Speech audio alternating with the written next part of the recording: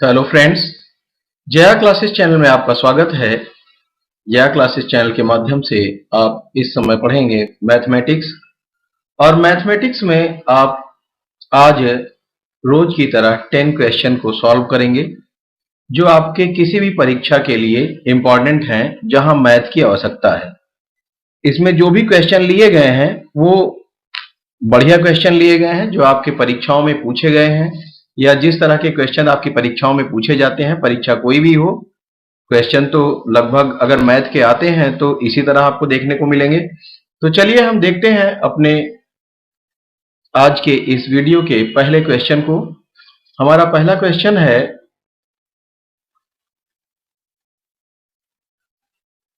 सीधे खड़े एक खंबे की ऊंचाई।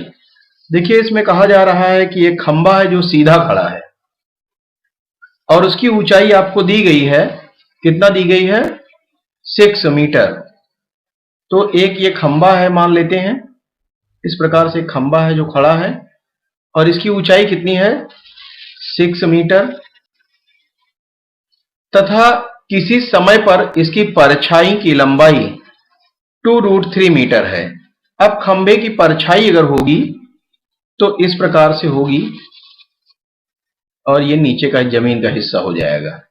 परछाई जो है उसकी परछाई की लंबाई 2√3 मीटर है। उस समय सूर्य का उन्नयन कोण कितना है? तो देखिए, ये खंबा है और इसकी परछाई जो बन रही है वो खंबे से 2√3 मीटर की दूरी पर बन रही है। ऐसी दशा में इनको चलिए हम नाम दे देते हैं। ये नाम हो जाएगा आपका ए बी, हम खंबा मान लेते हैं। ए बी खंबा हो गया और ये सी पॉइंट हो गया जहां तक इसकी परछाई आ रही है। तो AC की जो लंबाई है, परछाई की लंबाई, वो खंबे से 2√3 मीटर है। अब जरा हम देखते हैं उस समय सूर्य का उन्नयन कोण क्या है। उस समय सूर्य का उन्नयन कोण, तो जहां उन्नयन और अवनमन दो तरह के कोण इसमें होते हैं। ट्रिग्नोमेट्री में जो इस तरह के क्वेश्चन आपको देखने को मिलेंगे, इसमें दो तरह के कोण होंगे, उन्नयन और अवनमन। अवनमन मीन्स जो ऊपर से नीचे की ओर, उन्नयन मीन्स उठता हुआ, मीन्स नीचे से ऊपर की ओर। तो उन्नयन कोण बढ़ रहा है। अगर उन्नयन कोण है तो वो कहां से बन रहा है? ये आपके इस पॉइंट से, यहां से उन्नयन मीन्स उठता हुआ से कोण जो बन रहा है ऊपर का, वो कितना बन रहा है आपको बताना है कि उन्नयन कोण कितना है। मान लेते हैं कि थीटा है उन्नयन कोण। अब आपको बताना है कि ये उन्नयन कोण कितना है। तो अब हम ध्यान देंगे कि आपको ज्यादातर इसमें बहुत ज्यादा भटकना नहीं है। त्रिकोणमिति में इस तरह के जो क्वेश्चन, ऊंचाई दूरी से संबंधित जो क्वेश्चन आते हैं, उनमें tan और cot का ही ज्यादा यूज करते हैं। कारण देखिए, हम ये देखिए जो 6 मीटर है, अगर ये त्रिभुज है और इस खंबा सीधा खड़ा होता है, सीधा खड़ा होता है तो 90 डिग्री का ये एंगल बना रहा है। ऐसी दशा में हम पाइथागोरस थ्योरम का यूज करते हैं और उसमें हम देखते हैं ये क्या है, ये भुजा हो जाएगी लंब, और ये नीचे वाली जो भुजा हो जाएगी ये क्या होगी? आधार। तो आप ध्यान दें कि लंब और आधार आपको दिया गया है या आपके पास है, और आपको इसके बीच ये एंगल निकालना है जो इसका उन्नयन कोण बन रहा है। तो आपके पास आधार और लंब दो चीजें हैं। तो आधार और लंब से संबंधित आप साइन, कॉस, टैन, कॉट, सेक का यूज कर सकते हैं।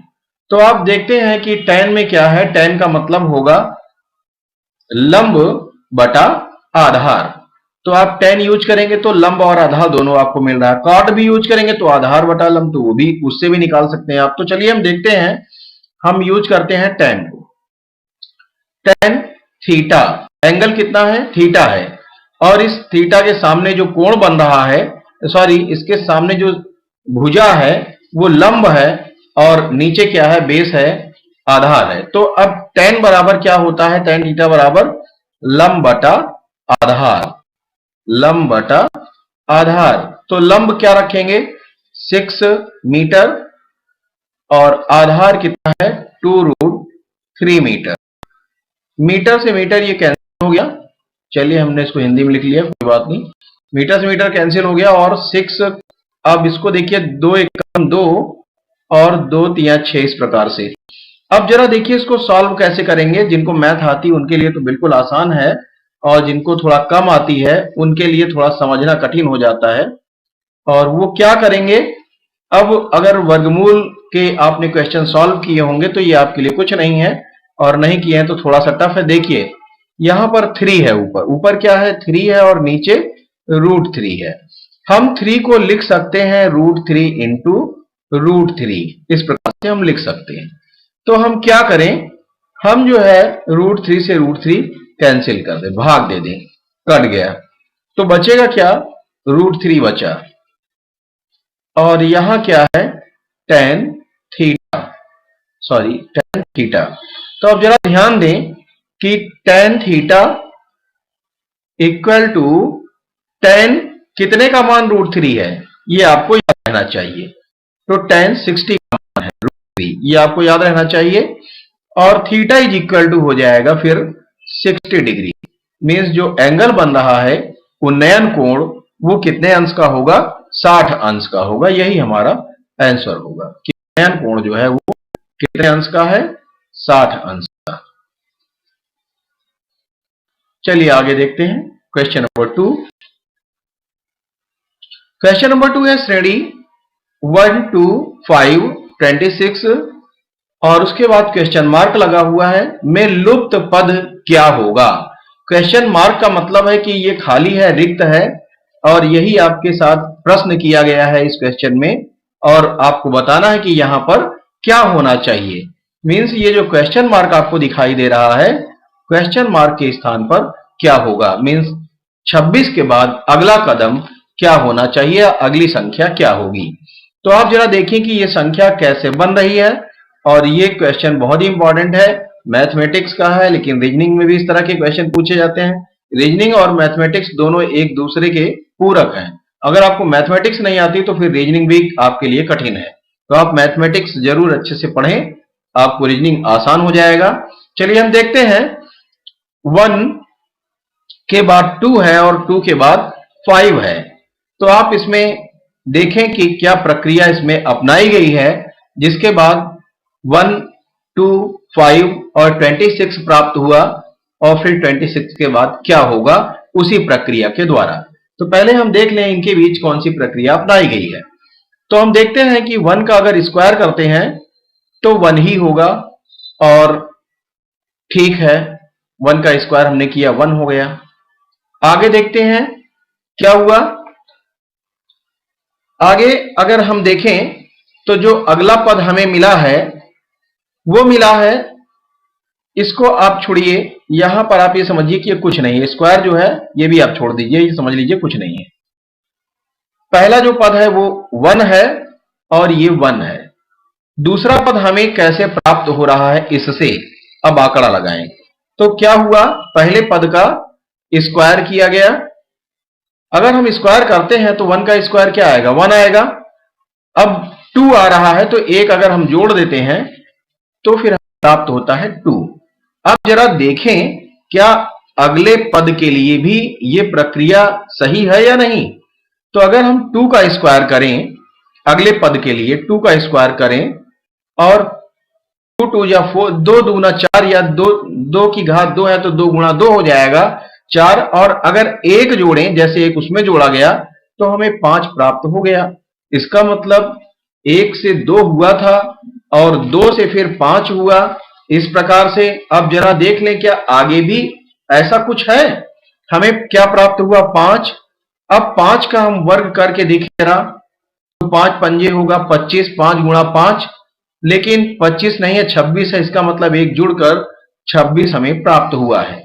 अब यही प्रक्रिया हम आगे भी अगर अपनाएं तो 26 का हमें वर्ग करना पड़ेगा, धन 1 करना पड़ेगा, तो जो आएगा वो यहां होगा। 26 का वर्ग का मतलब है 26 गुणा 26 धन 1।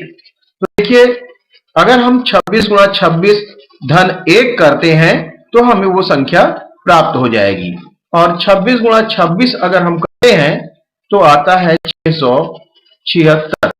और अगर 1 जोड़ देते हैं तो हमें प्राप्त होगा 677। यही अगली संख्या होगी या अगला पद होगा। तो आप देख रहे हैं कि जो प्रक्रिया हम अपना रहे थे सब में यदि उससे हमारा आंसर सही आ रहा था तो अगला पद भी उसी तरीके से आना चाहिए।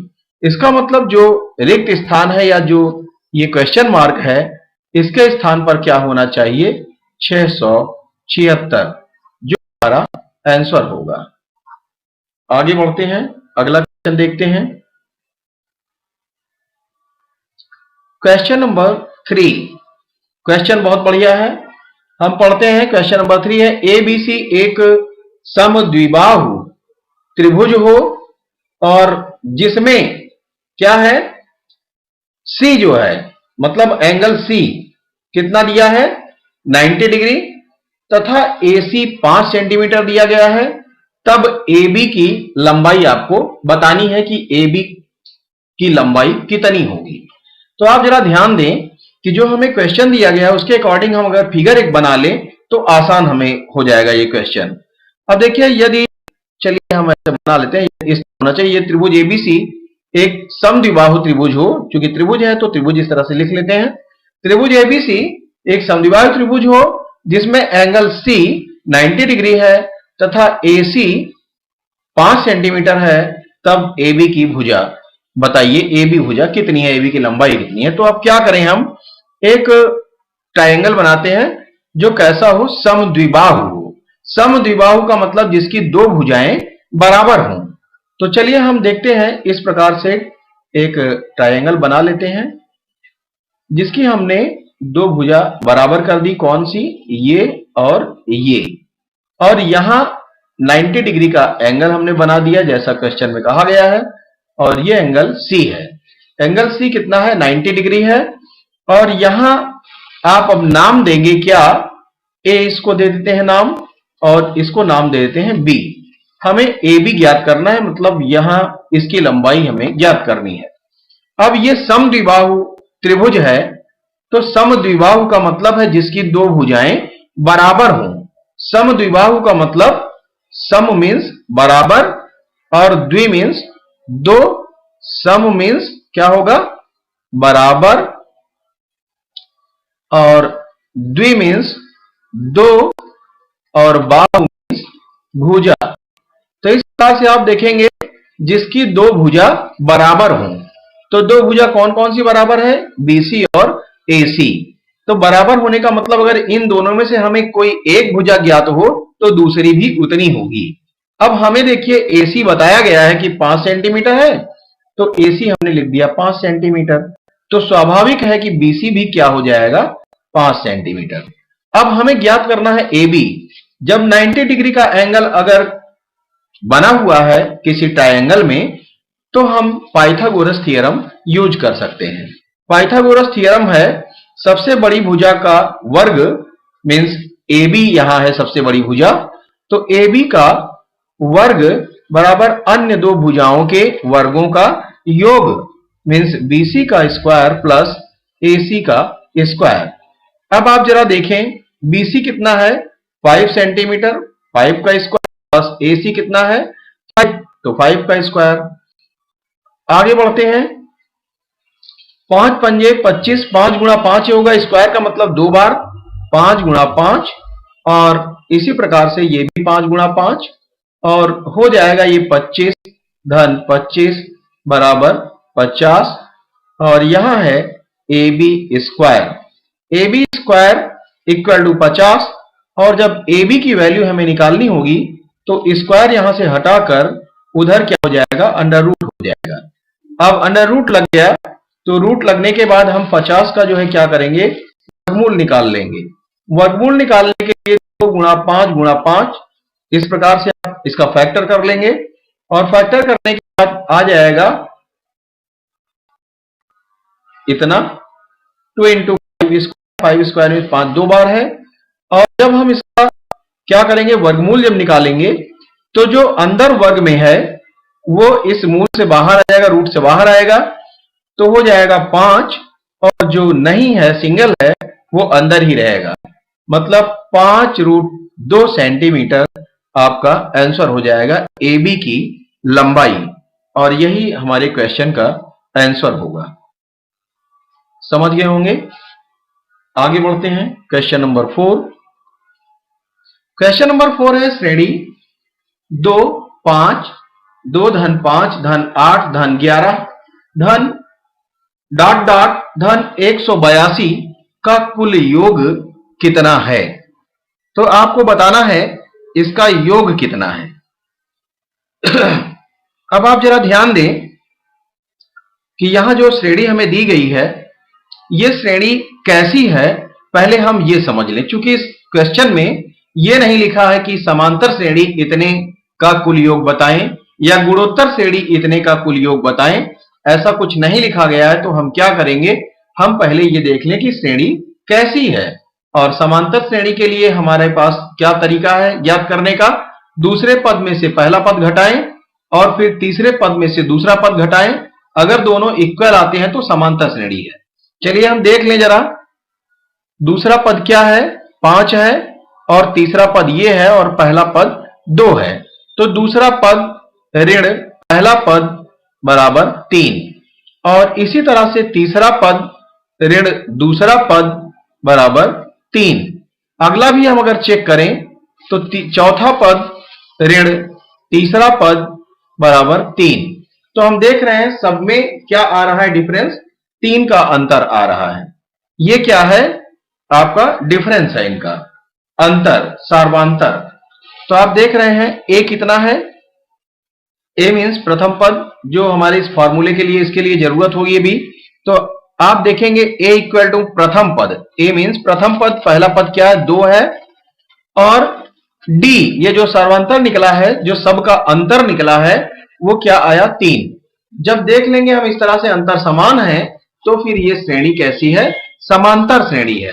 अब समांतर श्रेणी है तो हम इस प्रकार से लिख लेंगे समांतर श्रेणी के अकॉर्डिंग क्या है। अब इससे हमें ये ज्ञात हुआ क्या है, ये समांतर श्रेणी है। चलिए समांतर श्रेणी है तो हमने प्रथम पद और सर्वांतर इसका नोट कर लिया। और समांतर श्रेणी का हमें फॉर्मूला क्या लगाना होगा, हमें कुल योग ज्ञात करना है। तो हम योग का फॉर्मूला लगाएंगे, लेकिन उससे पहले हमारे पास कमी क्या है, पहले हम फॉर्मूला जरा लिख लें। फॉर्मूला जो होता है योग का वो होता है Sn is equal to n/2, और आगे अगर अंतिम पद दिया है, हमारे पास L दिया है, अंतिम पद L है, तो L इज इक्वल टू हमने लिख लिया 182। तो हम अंतिम पद वाला डायरेक्ट फॉर्मूला लगा देते हैं, क्या हो जाएगा A प्लस L। अगर अंतिम पद नहीं दिया है तो हमारा फॉर्मूला क्या होगा, n/2 और 2a plus n-1 into D, और इस प्रकार से। अब देखेंगे कि हमें चूंकि L दिया है तो इतना ज्यादा लंबा लिखने की जरूरत नहीं है, हम L अंतिम पद रख देंगे, हमारा काम बन जाएगा। चूंकि हमारे पास A भी है और L भी है, लेकिन हमारे पास क्या नहीं है, वो N नहीं है। N हम कैसे याद करें, N के लिए हमें nवां पद का फॉर्मूला लगाना पड़ेगा। और nवां पद मीन्स आपका nवां पद पता है, nवां पद कितना है 182। nवां मीन्स लास्टवां पद। अब पदों की संख्या n होगी, हम चूंकि हमको पता ही नहीं है तो हम मान लेते हैं कि माना पदों की संख्या कितनी है, n। माना पदों की संख्या कितनी है, n है। और जब पदों की संख्या n है तो इसका मतलब nवां पद, भाई पदों की संख्या अगर 5 है तो 5वां पद, अब पदों की संख्या 10 है तो 10वां, 12 है तो 12वां, जो भी हो। अब इसमें कितने पद हैं ये हमको पता नहीं, तो हमने n मान लिया कि माना n पद है। तो nवां पद कितना हो गया, nवां मीन्स लास्ट पद, क्या 182। nवां पद हमारे पास दिया है 182, nवां पद इक्वल टू 182। अब हम जरा n की वैल्यू निकाल लें इसी फॉर्मूले से, nवां पद से। nवां पद का जो फॉर्मूला होता है वो होता है Tn equal to a plus n-1 into D. अब आप क्या करेंगे, इसी फॉर्मूले में वैल्यू रख दीजिए 10 में n पदों का, सॉरी nवां पद, और nवां पद कितना है 182 इक्वल टू a की वैल्यू 2 है प्लस n माइनस 1, n हमें पता ही नहीं है, माइनस 1 इंटू डी सर हमें पता है, अंतर 3 है। अब देखें जरा, इसको हम सॉल्व करें अगर, तो क्या होगा, ये दो इधर पक्षांतर करके ले आए तो 182 माइनस 2, ये प्लस 2 था, इधर आएगा तो माइनस 2 हो जाएगा, उसके बाद इक्वल, और आगे अभी n माइनस 1 इंटू 3 बचा हुआ है, तो ऐसे ही हमने लिख दिया। अब देखिए जब हम क्या करें, 182 में से 2 आप माइनस करेंगे तो कितना आएगा, 180 आएगा। अब 180 इक्वल टू माइनस 1 इंटू 3, यहां अगर साइन लिखेंगे तो भी, नहीं लिखेंगे तो भी इंटू है, मीन्स गुणा है। अब देखें जरा, हमें n की वैल्यू ज्ञात करनी है, तो n के पास जितनी भी चीजें हैं उनको हमको इससे दूर रखना, अब दूर ले जाना है, हटाना है। तो n के साथ पहले n माइनस 1 के साथ पूरे के साथ इंटू 3 है, इस 3 को हम इधर अगर लाते हैं तो ये गुणा में है, नीचे की ओर आएगा, भाग में इसके नीचे आ जाएगा। इससे इसको भाग देते हैं तो 3 छंग 18, 60 आ गया, और अब n माइनस 1 इक्वल टू 60 आ गया। अब 60 हमने लिख दिया, और n माइनस 1 यहां है, माइनस 1 को अगर इस पार ले जाएं, या अभी हम एक स्टेप और आपको लिख ही दे रहे हैं, n माइनस 1 इक्वल टू 60, और माइनस 1 को अगर इस पार हम ले आए पक्षांतर करके तो हो जाएगा प्लस 1, साइन चेंज हो जाएगा, वैल्यू वही रहेगी। इधर बचेगा क्या, n, और 60 और 1 61 हो जाएगा, 61 आ गया n की वैल्यू, मीन्स nवां पद 182 था और पदों की संख्या कितनी हो गई, 61, n की वैल्यू आ गई। अब हमारा जो फार्मूला था योग का, उस योग के फार्मूले में हम इसको नोट कर दें तो बिल्कुल आसानी से निकल आएगा। फार्मूला हमारा क्या है, n/2 a प्लस l, या n/2 2a plus n minus 1 into D, ये भी आप रख सकते हैं, लेकिन हमारा काम हल हो जाएगा a प्लस l से ही, तो हम इसी से काम अपना निकाल लेते हैं। चलिए अब आगे देखते हैं कैसे करेंगे। तो फार्मूला हम Sn वाला जो यहां है उसी को यहां नोट कर रहे हैं, और Sn is equal to n/2, n की वैल्यू कितनी आई, अभी ही आपने सॉल्व किया, n की वैल्यू आई 61, तो आप 61 अपॉन 2 और a plus l, a is equal to 2, और l की वैल्यू वही अंतिम पद जो था श्रेणी में आपके 182, ये हो गया आपका, फार्मूले पर आपने वैल्यू रख दी। Sn मीन्स n पदों का योग।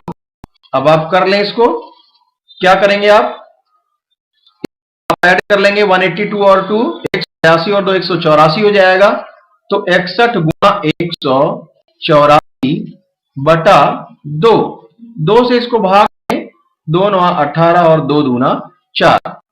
अब क्या करेंगे, इनको आप गुणा करेंगे, और गुणा करने के बाद आप प्राप्त होगा 5612, यही आपका n पदों का योगफल हो जाएगा। n नहीं, अब आपके पास n की वैल्यू मिल गई है, आप क्या लिख देंगे, 61 पदों का योग ये है 5612, तो आपका आंसर आ गया है, यही आपका आंसर होगा इस क्वेश्चन के लिए।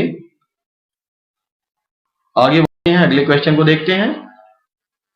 जब आपको आने लगेगा तो ये कुछ नहीं है, जब तक आपको नहीं आ रहा कठिन है, और आपका कैलकुलेशन अगर अच्छा है तो जितना मैं इसको लंबा करके कर रहा हूं इतना करने की जरूरत नहीं है। ये तो मैं सबके लिए कर दे रहा हूं कि जिनको आता है उनके लिए भी ठीक है, जिनको नहीं आता है उनको भी समझ में आ जाए कि कैसे हो गया, नहीं तो सर ने डायरेक्ट कर दिया, मेरे समझ में नहीं आया। तो चलिए देखते हैं। फिलहाल मेरा जो वीडियो बनाने का ये जो तरीका है ये ऐसा है कि सबको समझ में आए। जिनको मैथ कम आती है उनके लिए तो बहुत ही अच्छा है, जिनको मैथ आती है उनके लिए थोड़ा सा ये होगा कि सर बड़ा टाइम वेस्ट कर रहे हैं। चलिए आगे देखते हैं। अगला ये हमारा क्वेश्चन है 6x square minus 5x minus 6 is equal to 0। अब ये देखिए द्विघात समीकरण है, इस द्विघात समीकरण को हमें हल करना है। तो हल करने के लिए हम क्या करें, ax square plus bx plus c से इसकी तुलना होती थी, चाहे उससे हम कर सकते हैं, या फिर आप ऐसे करें, इसको 6 से 6 में मल्टीप्लाई करें, 6 छंग 36 और 36 का आप फैक्टर कर लें, 2 एक कम 2, एक बचेगा, 2 अट्ठे 16, फिर 2 से करें, 2 नवा 18, फिर 2 से करें, 2 से तो अब जाएगा नहीं, अब 3 से कर लेते हैं, 3 रिक्का 9 और 3 एकम 3। इस प्रकार से आपको जो मिला है फैक्टर, वो मिला है 2 गुणा 2 गुणा 3 गुणा 3 गुणा ये 1 भी ले लेंगे। अब आप ध्यान दें, आपको लाना क्या है इस फैक्टर से, ये जो बीच का है क्या 5 लाना है। कैसे आ पाएगा, इसको आप ध्यान दें कि कैसे आ सकता है। तो देखिए, अगर इनका हम मल्टीप्लिकेशन करें, 1 से 3 में गुणा करें तो 3, और फिर 3 से 3 में करें तो 9 प्राप्त होगा। और अगर इन दोनों का करें, 2 गुणा 2 तो 4 प्राप्त होगा, और 9 ऋण 4 अगर कर दें तो हमें 5 प्राप्त हो जाएगा। तो बस यही प्रक्रिया हमें अपनानी है, और हम अब लिख सकते हैं 5 की जगह पर क्या लिखना है हमें, 5 को फॉर्म में लिख रहे हैं 9 माइनस 4, और x को ऐसे ही नोट कर देंगे, और 6 इक्वल टू 0। अब जरा ध्यान दें कि हमें क्या करना है, 6x स्क्वायर माइनस x से दोनों में मल्टीप्लाई होना है, 9x और माइनस, ब्रैकेट खोल रहे हैं तो माइनस x से मल्टीप्लाई करेंगे अंदर, तो पहले साइन का जो होगा multiplication, minus into minus is equal two plus, और 4 से x में गुणा होगा तो 4x माइनस 6 इक्वल टू 0। अब दो पदों को हम ले लें, दोनों में से जो कॉमन हो, 3x इन दोनों में से कॉमन हो सकता है, मींस 3x से इसको डिवाइड करेंगे, तो 3x से इसको डिवाइड करेंगे, 3 2 जा 6, x से करेंगे तो x की घात 1 बचेगा, और 3 त्रिका 9, x निकल गया, और इसको हम देखेंगे इनमें क्या मिल सकता है, हमें 2 मिल सकता है, और 2 दूना 4x माइनस 2 तिया 6 0। हमें ध्यान ये देना है कि जब भी हम इस तरह के क्वेश्चन को सॉल्व करते हैं तो हमें दोनों में लगभग सेम ही मिलेगा, मतलब ये और ये दो है सेम होंगे, तभी हम सही कर रहे हैं, अन्यथा हमारा सॉल्यूशन गलत है। तो हम दोनों में जो प्राप्त कर रहे हैं, इन दोनों में से अब कॉमन ले लेते हैं, दोनों में से अगर इसको कॉमन लेते हैं तो बचेगा क्या, कॉमन लेने का मतलब ये निकल जाता है तो बचता है 3x, या इससे हमने डिवाइड किया तो 3x बचा, प्लस इसको भी हमने बाहर निकाला तो 2 बचा, ये 2 इक्वल टू 0। अब यदि इतना इक्वल टू 0 तो 2x माइनस 3 इक्वल टू 0, तो x, अब इसको हम इस प्रकार से दोनों को कर लेंगे, तो 2x इक्वल टू माइनस 3 था, इधर आएगा तो प्लस 3 हो जाएगा, और x इक्वल टू 3/2। ये हो गई x की एक वैल्यू। अब हम दूसरे वाले को ले लें, दूसरा जो फैक्टर है वो क्या है, दूसरा है 3x प्लस 2 इक्वल टू 0। यदि हम 3x प्लस 2 इक्वल टू 0 लेते हैं तो इसको हम सॉल्व करते हैं, और 3x equal to minus 2, x is equal to minus 2/3। तो इस प्रकार से हमें दो वैल्यू इसकी प्राप्त हो रही है, एक निगेटिव है और एक पॉजिटिव है। तो x की वैल्यू हमें बताना था सॉल्व करके, तो x इज इक्वल टू क्या आया, 3/2 और माइनस 2/3। यही आपका आंसर होगा इस क्वेश्चन के लिए। समझ में आया होगा। आगे बढ़ते हैं क्वेश्चन नंबर 6 की ओर।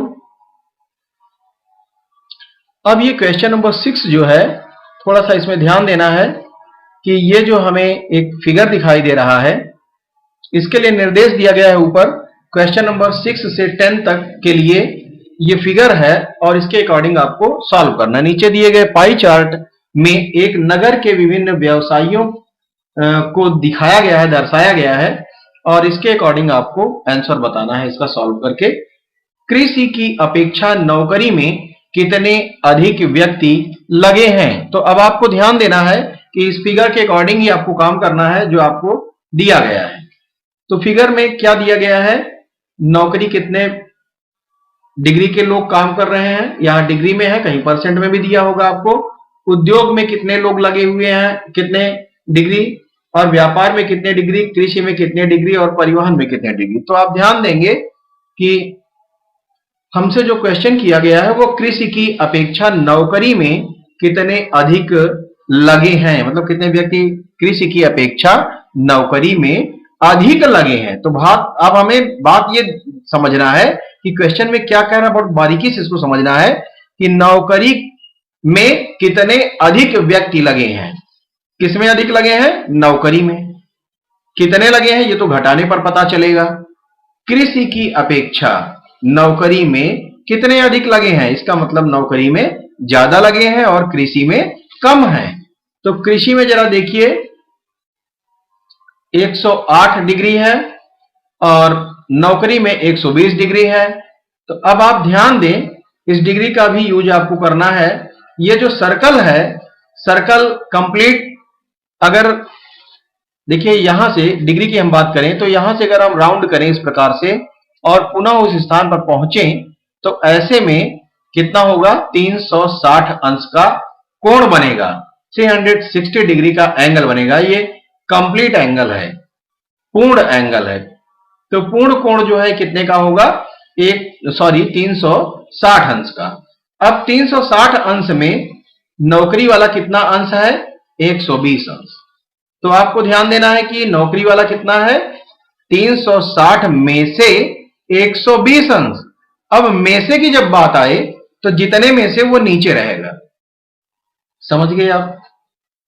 तो कितने में से, 360 में से। वैसे भी मैंने आपको समझाया कि एंगल जो है वो कितना है, कंप्लीट एंगल 360 अंश का। एक सर्कल, एक वृत्त अगर बनाते हैं तो कितने एंगल का कोण उसमें बनेगा, 360 अंश का। लेकिन 360 अंश को विभाजित किया गया है 24, 160 और 36, 72 और 120 में।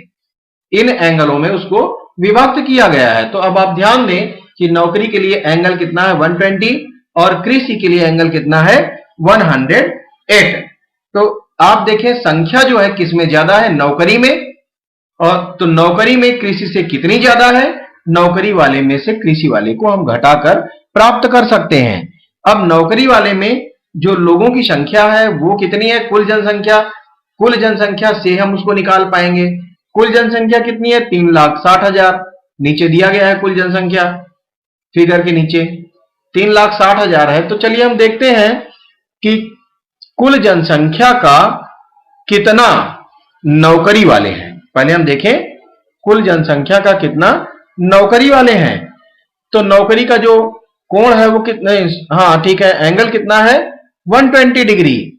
और 120 डिग्री कितने में से है, 360, क्योंकि कंप्लीट एंगल 360 अंश का है। और आप ध्यान दें जो कुल जनसंख्या है उसका इतना है। कुल जनसंख्या कितनी है, 3,60,000। ये तो हो गया किसका, नौकरी वालों की संख्या, माइनस नौकरी वाले में से घटाएं कृषि। कृषि की अपेक्षा नौकरी में कितने अधिक हैं, किसमें अधिक हैं, नौकरी में, और कृषि में कम है। तो कम वाले को घटाकर हम पता कर पाएंगे कि नौकरी में कितने ज्यादा हैं। तो कृषि वाले में कितने हैं उनको भी ऐसे ही हमें सॉल्व करना है। कृषि में है 108, तो 108 और 360 डिग्री इक्वल टू, नहीं सॉरी, इनटू कितने का, 3,60,000 कुल आदमी है, मीन्स जनसंख्या का। तो आप इस प्रकार से इसको सॉल्व कर लेंगे और आपको आंसर प्राप्त हो जाएगा। तो जो संख्या हमें मिलेगी वो कितना है वो हमें मिल जाएगा। सॉल्व करें 0 से 0 कैंसिल और 12 एक कम 12 36, चाहे हम 36 से इस 36 को काट देते, सबसे आसान था, लेकिन चलिए अब हमने काट दिया तो कोई बात नहीं है। और 3 से इसको काट दें, 3 एक कम 3, 3 दूना 6, 1 2 3 4 0, इस तरह से। अब इस प्रकार से हम इसको देख लेंगे, यहां एक 0 से एक 0 कैंसिल हो गया और 36 से 36 को कैंसिल किया एक बार में, और 1 2 3 0, इसका मतलब 1000 यहां आया। अब 1000 से 108 में गुणा कर देंगे और घटा देंगे हम कितने में से, देखिए ये पूरा कट चुका है, इसमें क्या बचा है 1,20,000 माइनस 108 में 1,000 से पूरा करेंगे तो 3 जीरो इस प्रकार से बढ़ जाएगा। घटाकर अब लिखें, जीरो से जीरो घट गया, फिर जीरो से जीरो, और तीसरा भी जीरो से जीरो, और इसके बाद चौथा यहां जीरो है और एक इसमें से यदि कैरी लेते हैं तो 10 हो जाएगा, इसमें से घटाएंगे तो बचेगा 2। फिर उसके बाद हम ध्यान दें कि अब कितना बचा, यहां अब बचा 11, और 11 में से 10 घटा दें तो बचेगा 1। चाहे ऐसे कर लें या फिर यहां 1 बचा है, 1 में से 0 घटाएंगे तो 1, और फिर 1 में से 1 घटाएंगे तो 0। अब आप देखेंगे कि कुल जो संख्या आई वो आ गई 12,000। इस प्रकार से 12,000 लोग क्या हैं, अधिक हैं नौकरी में कृषि की अपेक्षा। तो इनकी संख्या कितनी हुई 12,000। क्या है ये, व्यक्ति हैं, तो आप व्यक्ति लिख सकते हैं। 12,000 व्यक्ति आंसर आएगा इस क्वेश्चन का। आगे बढ़ते हैं, अगला क्वेश्चन हमारा क्या है। अगला क्वेश्चन भी इसी से रिलेटेड है। अब आगे जितने हैं 5 से लेकर देखिए 6 से लेकर 10 तक आपको इसी पाई चार्ट से ही इसको सॉल्व करना है, और पाई चार्ट दिया गया है। हम देखते हैं नगर की कुल जनसंख्या का कितने प्रतिशत परिवहन व्यवसाय में लगे हैं। केवल परिवहन व्यवसाय की बात की जा रही है कि परिवहन व्यवसाय में कितने प्रतिशत लगे हैं, लेकिन इस बात का ध्यान रखना कितने लगे हैं नहीं, कितने लगे हैं तो आप आसानी से निकाल लेंगे, लेकिन कितने प्रतिशत लगे हैं किसके, कुल जनसंख्या के। तो कुल जनसंख्या का कितने प्रतिशत परिवहन व्यवसाय में लगे हैं। तो परिवहन व्यवसाय में जो लगे हैं अगर वो ज्ञात हो जाए तो उससे हमको प्रतिशतता भी निकालना आसान हो जाएगा, या फिर डायरेक्टली हम अगर कर लें कि कितने प्रतिशत लगे हैं तो अभीष्ट प्रतिशत इक्वल टू क्या करेंगे हम। अब देखिए पहले परिवहन में कितने हैं, परिवहन में है 24%, और 24% जो संख्या जो निकलेगी कैसे निकल पाएगी, वो निकलेगी 24 कितने में से, 24 अंश है वो कितने में से 360 अंश में से, और कुल जनसंख्या कितनी है वो हो गई 3,60,000। इससे ये निकल गया कि संख्या कितनी हुई, लेकिन हमें क्या निकालना है, कुल जनसंख्या का प्रतिशत। तो कुल जनसंख्या का प्रतिशत निकालने के लिए हमें इस प्रकार से सॉल्व करना पड़ेगा। तो अभीष्ट प्रतिशत निकल आएगा कि कितने प्रतिशत कुल जनसंख्या है जो परिवहन व्यवसाय में लगे हुए हैं। अब इन्हीं को हम सॉल्व कर लें, इनको सॉल्व आसानी से कर सकते हैं। देखिए एक जीरो से एक जीरो कैंसिल हुआ, और 36 से 36 एकम 36, 1 2 3 जीरो, और यहां भी 100 है तो 2 जीरो, और इस प्रकार 2 जीरो आपने कर दिया। अब जरा आप देखिए क्या आया, ऊपर भी अभी है ये 1 2 और 2 जीरो, हम इस प्रकार से इसका भी कर देंगे। अब क्या बचा है, अब बचा है 24 गुणा 10 बटा 36, और इसको चाहे तो हम 4 छंग 24 और 12 से भी काट सकते हैं, 12 दूना 24 और 12 तिया 36। तो अब बचा क्या, कुल 2 गुणा 10, 2 गुणा 10, 2 गुणा 10 का मतलब 20 बटा 3, 20 बटा 3 प्रतिशत। अब इसको हम जरा और सॉल्व कर लें, ये प्रतिशत का साइन लगा दिया, लेकिन इसको और सॉल्व कर लें जरा। 3 से 20 करें तो 18, 2 बचेगा, फिर दशमलव लगाएंगे, फिर 20 हो जाएगा, फिर हम 6 बार ही ले जा पाएंगे, 6.6% हमारा लगभग आंसर आ जाएगा। ये हमारे क्वेश्चन का आंसर हो जाएगा। समझ में आ गया होगा।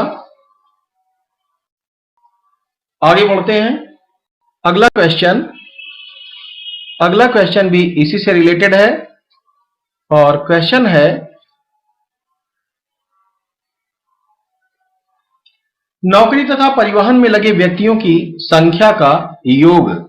यहां देखिए, दो नौकरी और परिवहन दोनों में जो व्यक्ति लगे हैं, नौकरी तथा परिवहन में लगे व्यक्तियों की संख्या का योग निम्न व्यवसायों में से किसके योग के बराबर है।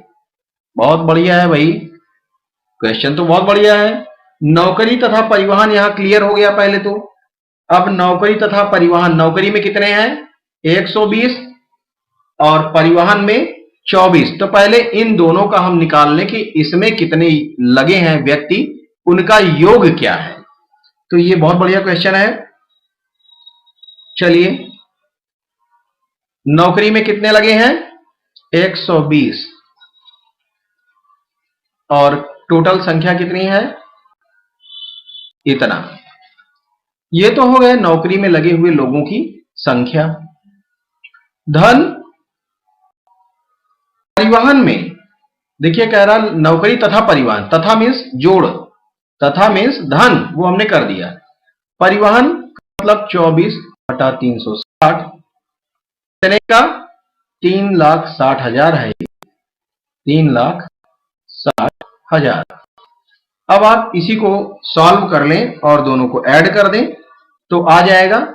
यह एक तरीका और भी था, इससे भी आसान। देखिए क्या था वो भी लीजिए, क्योंकि अभी तक आप इसी तरह पढ़ रहे थे तो हमने सोचा आपको ये भी बता दें। और दूसरा जो तरीका है वो नौकरी तथा परिवहन की बात है, तो नौकरी में कितने 120 और परिवहन में 24। 120 धन 24 कितना हो जाएगा 144। आप इस प्रकार से भी इसको कर सकते थे। 144 कितने में से, डिग्री तो वही है कुल टोटल, और 360 और कितनी संख्या है कुल 3,60,000। तो 3,60,000 का इन दोनों का जो एंगल था वो जोड़कर हमने इस प्रकार से कर दिया। आप चाहें तो इसको ऐसे भी कर सकते हैं डायरेक्टली। अब आप जरा ध्यान दें कि एक जीरो से तो एक जीरो कैंसिल हो गया और फिर 36 से भाग दे दें, 36 एक कम 36, उसके बाद 1 2 3 जीरो, 1 2 3 जीरो। और अब हम इसको कर लें गुणा, 144 और 144, 144 एक कम 144, उसके बाद 3 जीरो। ये क्या है, ये निकल आई दोनों में जो लगे हैं व्यक्ति, उन दोनों में लगे व्यक्तियों का योग। किसमें, नौकरी और परिवहन में। नौकरी धन परिवहन में लगे लोगों का योग, ये क्या है 1,44,000। तो आप समझ गए इतने लोग जो है नौकरी और परिवहन में लगे हुए हैं कुल जनसंख्या का। लेकिन क्या कह रहा है आगे, निम्न व्यवसायों में से किसके योग के बराबर है। जैसे यहां नौकरी और परिवहन को जोड़ा गया तो उनका इस प्रकार से निकल रहा है, तो ऐसे ही किनका किनका हम योग करें कि इतने ही व्यक्ति आए। तो ध्यान देना है कि सबसे पहले हमें ध्यान ये देना है कि जो हमने योग किया था वो योग किया था किसका, नौकरी और परिवहन का, दोनों का योग कितना आया था 144। तो किसका योग 144 आ रहा है, हम ये ज्ञात कर लें तो हमारा तो आंसर ऐसे ही आपको ओरली मुंह-ज़बानी आ जाएगा। तो देखिए जरा शुरू करते हैं। नीचे के परिवहन और ये जो परिवहन दिया गया है और कृषि, इन दोनों को अगर जोड़ें तो 24 और 108 144 नहीं होगा, कितना हो जाएगा 136। अब देखें, सॉरी 132, तो क्या होगा 132 नहीं, हमारा क्या है 144 है। हम अब आगे बढ़ें जरा, 108 और 36 का जरा योग करें तो देखें क्या होगा 108 और 36 का। 108 और 36 करते हैं तो 8 6 14 और 3 और 1 4 मीन्स 144 हो गया। तो हमारा काम हल हो गया। हमने ये समझ लिया कि कृषि और व्यापार के जो लोग लगे हुए हैं इनको अगर ऐड कर दिया जाए तो वो नौकरी और परिवहन में लगे व्यक्तियों की संख्या के बराबर हो जाएगा। और आप अगर चाहें तो इसकी जांच भी कर लें। जैसे इसको आपने निकाला तो आप देख सकते हैं क्या होगा, कृषि और व्यापार में जो लोग लगे हैं वो 36 और 108 डिग्री वाले हैं।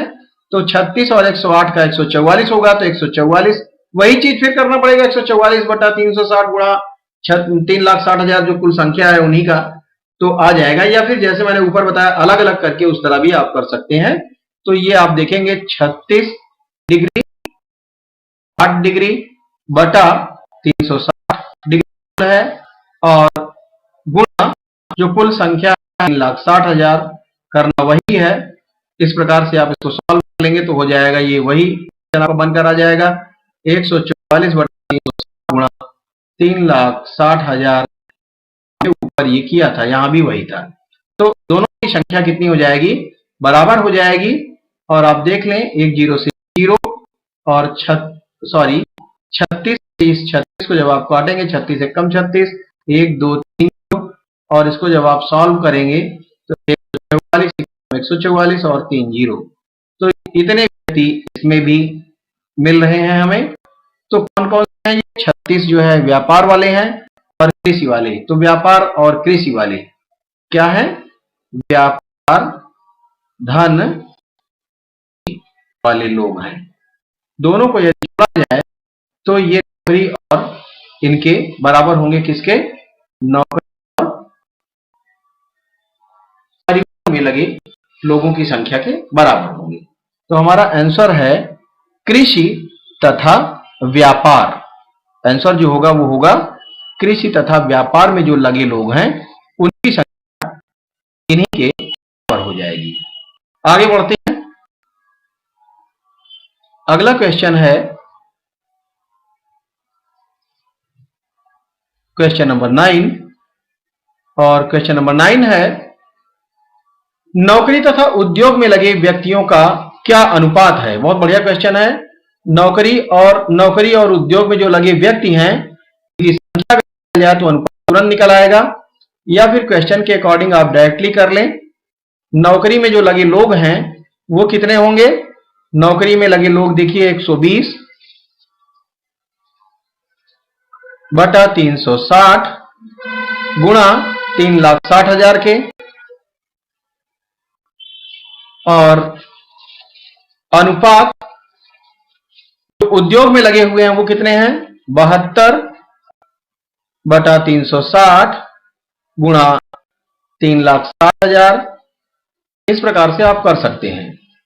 और आप देखेंगे, आप चाहें तो इसको आप बटा मान सकते हैं। अनुपात मीन्स बटा, और बटा अगर है ये तो बटा का मतलब इससे तो ये कर गया। अनुपात को बटा समझ के आप करें तो ऊपर नीचे कर गया, और ये 360 से ये 360 भी कट गया, नीचे नीचे दोनों में है। और अब क्या बचा आपके पास, 120 अनुपात 72। तो ये बटा है, मैंने आपको कहा अनुपात का मतलब बटा। बटे को समझकर आप काम करें। किसी एक पहाड़े से दोनों तरफ आप काट सकते हैं। अब आप काटिए जरा, 12 से काट दीजिए तो 12 दहाम 120, 12 छंग 72, फिर 2 से 2 पंजे 10 और 2 तियां 6। इसका मतलब गया 5 अनुपात 3। अब ये किसी और पहाड़े से नहीं कट सकता, तो अनुपात दोनों का क्या आया, 5 अनुपात 3। ये आपका आंसर हो जाएगा इस क्वेश्चन के लिए। बहुत आसान है। चलिए आगे बढ़ते हैं।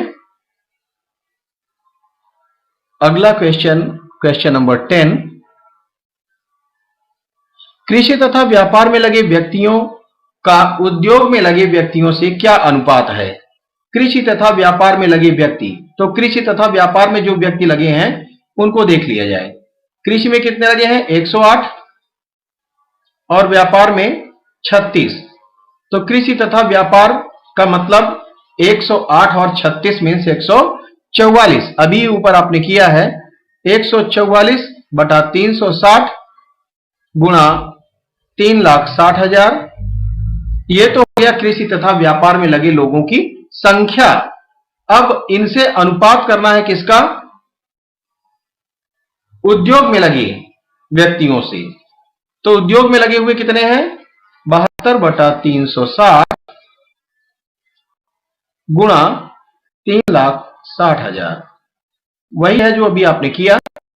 और अनुपात को बटा समझ के आप काम कर लें। 3,60,000 में 3,60,000 कैंसिल कर दिया, 360 से 360 डिवाइड हो गया। और अब कोई पहाड़ा आपको पढ़ना है, जैसे 8 72 और 8 से इसको भाग दे, 8 एकम 8 और 6 बचेगा 64 होगा, 8 8 64।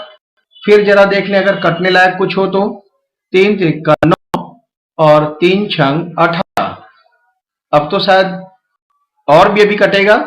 हमने 9 एकम 9 9 दूना 18 ही काट सकते थे, हमने 3 से काट दिया, चलिए कोई बात नहीं। 3 एकम 3 और 3 दूना 6, तो ये तो कट गया लगभग लगभग। बचा क्या है? 2:1। हमसे यही पूछा जा रहा है कि दोनों का अनुपात क्या है, तो 2:1 है, यही आपका आंसर है। और आप चाहते तो इसको आप दूसरे तरीके से भी कर सकते थे। आप अलग अलग निकाल कर इनकी संख्या तो आप अनुपात में करते, तो उस तरीके से आप ज्ञात कर सकते थे। तो आप देख रहे हैं कि ये बहुत कठिन नहीं है, बल्कि बहुत आसान है। और आप कुछ नहीं, अगर सिर्फ अनुपात पूछ रहा था कृषि तथा व्यापार में लगे व्यक्तियों का जो उद्योग में लगे हुए हैं, तो आप कुछ ना करते, डायरेक्टली इसको आप ऐसे ही सॉल्व कर सकते थे। देखिए कैसे। कृषि और व्यापार में जो लोग लगे हुए हैं वो हैं 144 अंश, और उनका अनुपात किससे ज्ञात करना है? उद्योग में लगे लोगों से।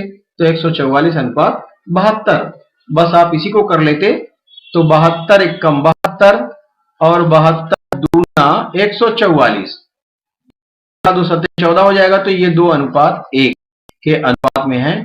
ऐसे ही आपको आंसर मिल जाता है।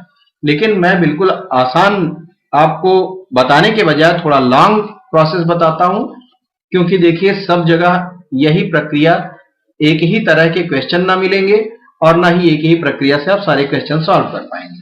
तो फिर दोनों आपने समझ लिया कि हम किस प्रकार से इसको हल कर सकते हैं। है बहुत बढ़िया क्वेश्चन। और इस तरह के क्वेश्चन जब आपको परीक्षा में देखने को मिलते हैं तो थोड़ा घबराहट होती है कि फिगर दिया गया है और इसके अकॉर्डिंग हमें सॉल्व करना है, कैसे करेंगे। लेकिन अगर आपने प्रैक्टिस किया है तो ये कुछ नहीं है, फिगर देखकर डर नहीं लगना चाहिए। तो हम देख रहे हैं कि आपको मेरे जो आपको वीडियोज मिल रहे हैं, इन वीडियोज में जो 10 क्वेश्चन मिलते हैं वो 10 अलग अलग तरीके के क्वेश्चन होते हैं। और आज मैंने आपको पाई चार्ट से संबंधित क्वेश्चन ले लिया है, और कभी थोड़ा चेंज कर देते हैं, पाई चार्ट को नहीं लेते हैं। तो आपको 10 क्वेश्चन जो मिलते हैं वो 10 के 10 बिल्कुल अलग अलग चैप्टर से मिलते हैं, और कई चैप्टरों का आपका रिवीजन एक साथ हो जाता है। और क्वेश्चन जो परीक्षा में पूछे जाते हैं वो इसी बेस पर होते हैं, जैसे क्वेश्चन आप लोग सॉल्व करते हैं हमारे वीडियो के थ्रू। तो बहुत ही आसान है, बहुत टफ नहीं है मैथ। लेकिन जब तक आपको नहीं आता है तब तक तो बहुत ही टफ है, आपको आने लगता है तो फिर आसान बन जाता है। तो चलिए आज के वीडियो में बस इतना ही। Thanks for watching.